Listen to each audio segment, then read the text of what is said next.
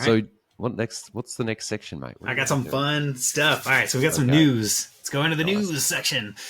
All right, ladies and gentlemen. So Black Friday and Cyber Monday has concluded. I know some advertisers, some of my own businesses I'm working with, are still running some sort of late Cyber Monday sales and transitioning into Christmas sales pretty soon and all that stuff. Let's just say holiday sales.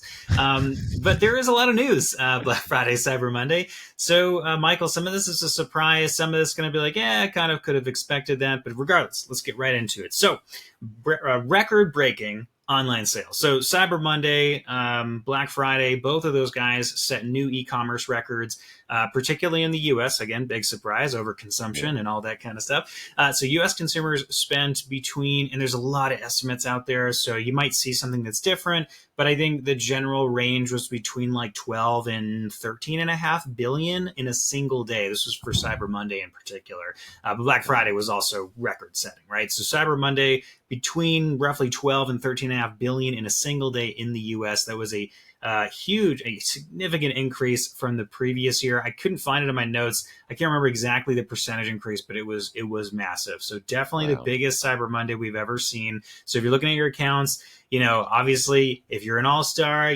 take all the credit, but also be realistic with yourself at least. Maybe you don't have to share this with everybody else, but also know there was a pretty big one for everybody. So there was a little bit of luck that might have came along with that. But again, I'm sure, if it's Michael or I, it's all skill and there's no luck at all, right? Michael? There's no luck, mate. It's pure data and intelligence and good looks. Good looks. Well, at least for what I was, right? All right. So implications for marketers out there, right? So obviously this kind of substantial growth, if you will, it kind of underscores the importance of, if you're doing e-commerce, robust e-commerce strategies. You want to be making sure that next year, we should expect, no one can see in the future, but if you were one of those advertisers that hey, let's not even bother with promotions, I totally understand that. In some cases it makes sense, or you're just testing.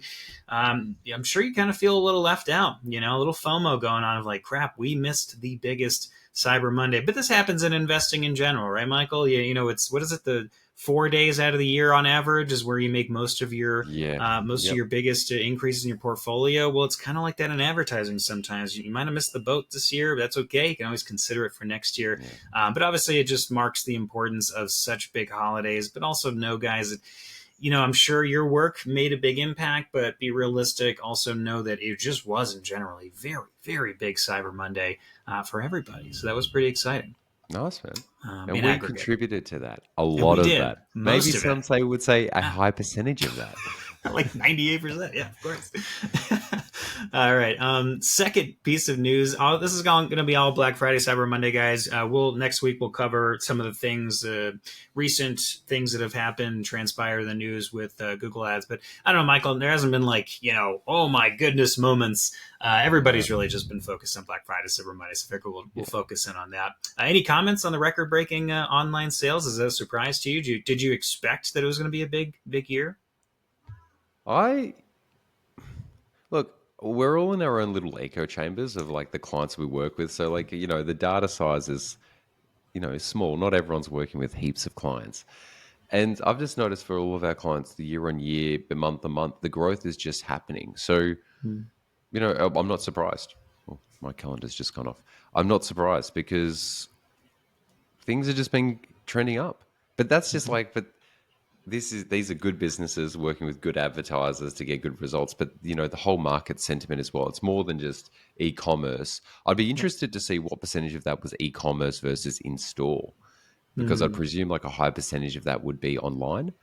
But yeah, I'm not surprised at all. Like, I think people's buying behaviors, I think market sentiment at the moment with the recent election in America and what people believe that will happen, what that may or may not happen with the economy is giving people hope that inflation is going to decrease, that, and people just want to be buying stuff anyway.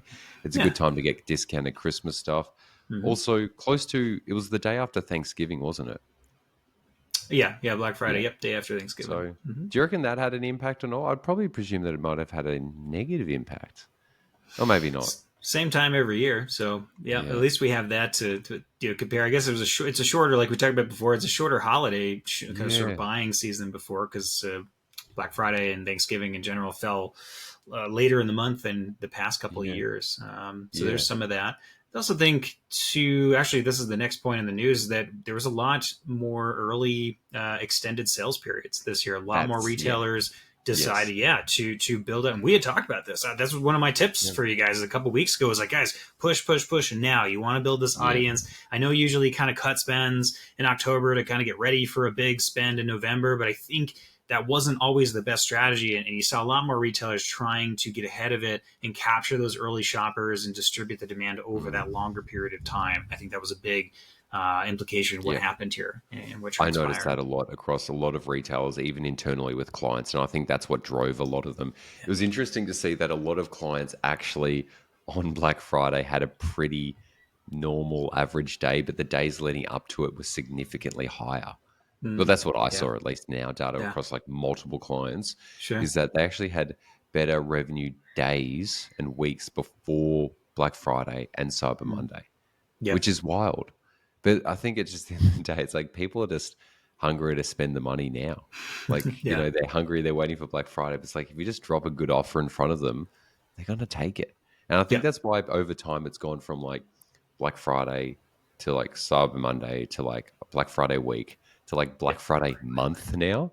yeah, Like yeah, it's the same as like Christmas when sometimes, shops start like showing Christmas stuff like 2 months before December or like Easter and or yeah. other religions. But obviously those types of holidays are quite commercialized in Australia and America. Is people are just bringing this stuff forward for capitalism. Yeah. So yeah, just I think that's the reason why it's drawing it because people are actually offering these promotions earlier. Yeah. Yeah, I think too, this is a good one for businesses, right? This whole prolonging the sales period, it's great for sales, but when you're in the mix of it, right, and you have to deal with supply chain issues and the challenges Mm, that come this time of the year, extending the sales period does help you to manage that, right? It keeps the stress levels a little lower than just trying to get everything ready for like one crazy week. yeah, So I know some of the talks with my clients was that, like, thank goodness this year we do not have to overly stress about stock levels. Like, we're good. Because we got ready for this. We started running sales at a high level earlier in the year than we did in the past, and that was yeah. definitely helpful. I thought you were going to say Those it from the other end where stock levels like would be going low. I've got a few clients that are notorious for just selling out, even sometimes. with all their supply lines. But it's Oh like, yeah, it's nice until yeah, they're the top selling products. And then the Google feed is obviously going, well, out of stock. And then it starts moving towards other items, which are not as profitable or high selling. So yeah, it's the same thing on the other side as well, that having yeah, extended sales can actually sell out products that are usually extremely profitable and do sell by yeah. themselves. And then you're out of stock and then you're missing out on profit, but also just that timeline of like your revenue's gone Yep. so And that speaks important. to customer satisfaction. Is you're going to enhance customer satisfaction, you're reducing all those shipping delays and all that Yeah. stuff that comes with it, and it helps with the retention and customer lifetime value, et cetera, et cetera. So, all Nice. right, Michael, we got about 5 minutes left. I'm going to wrap up here just with some of the news, and then we can move on because I know you got another call right after this.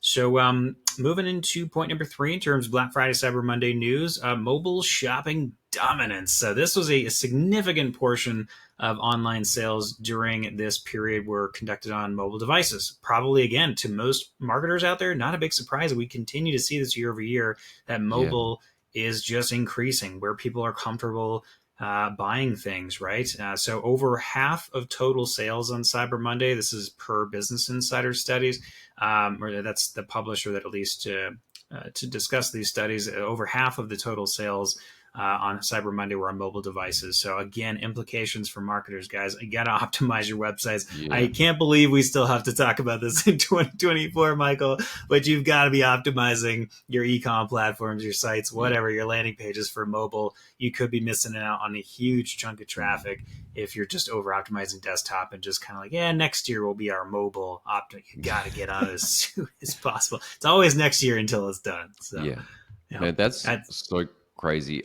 Over the last, I reckon, 10 years, I've been seeing mobile traffic going from 30% to 40 to 50 to 60 to 70 to like 70. On average, it's like 75 to 80% now across any industry. It is wild. yeah. Now, the conversion rates are usually lower, and it may just be, it's part of the user psychology. But seeing now, though, as you said, more sales now coming from mobile or balancing now. It's like, I think it has turned now.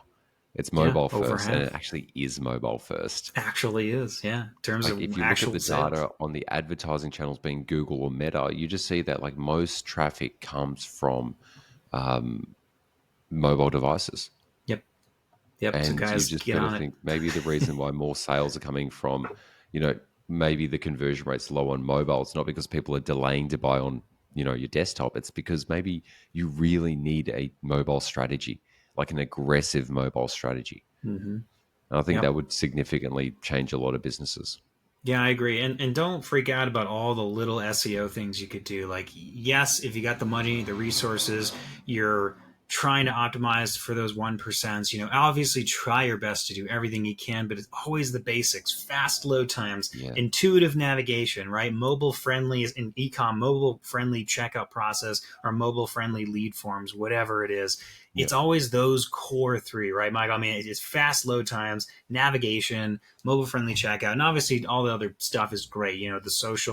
The social cues, the reviews and stuff like that. But again, speed, navigation, and mobile Yeah. friendly checkouts, super crucial. Yeah. Focus on that 80-20 stuff. That's the 20% that's probably going to get you to the 80% of results right there. Yeah. So I just think about myself with my iPhone.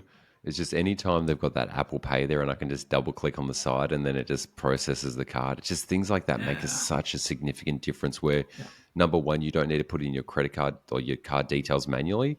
Or number two, you don't need to like log into PayPal. But even just having that Apple Pay feature in there makes yeah. such a difference because you're trying just to streamline it as much and simply as possible. Wow. You read my mind. It was like a perfect segue. It's as if I shared all of these notes with you prior to the call, which I didn't. So that's the next thing, is actually the increased use of buy now, pay later. You people you're buying these big things, you don't really have the money now. I'm not going to get into personal finance, but that is really popular this year. So there was a Yeah. record usage of buy now, pay later options during Black Friday, Cyber Monday, in particular categories: apparel, furniture, houseware, and I think it was Electronics? electronics. Yeah. Electronics. Like Yep, TVs and stuff like that. big purchases. So, if in Yeah. other words, implications, you got to offer these flexible payment options, right? If you Yeah. want those people that are a little more budget conscious, maybe they don't really have the money right now, maybe they shouldn't even be buying this new fridge. But hey, customers, this is business, right? This is what we're doing here. So, if you want to try to, get into capturing those people, if all of your competition is offering flexible payment options, you might want to get in the game if you can. And if that's something that you're comfortable with, and offering those kind of flexible payment options. So just Yeah. another quick insight. Again, we're really low on times. I'm going to just rapid fire these off, and then we're going to sign out, Michael. So high income households drove most of the spend. That's people earning over $100,000 a year. So make sure you're targeting those people or creating specific strategy around the people if that's relevant for you. A big push towards sustainability and ethical shopping. So people looking for Mm. eco-friendly and ethically produced products. And then the importance of personalized marketing also saw a big increase. So personalized recommendations and targeted promotions definitely influenced a lot of the purchasing decisions this year. So that's it. Super rapid fire. Michael, Beautiful. awesome episode. I got to let you go here. Let people know Yes. where they can find you. Marketlead.com.au, Market Lead on YouTube, Michael Nadalin on LinkedIn. Corey, how do Awesome. people find All you? right. Corey Lindholm, ads by Corey, LinkedIn, Corey Lindholm, LinkedIn.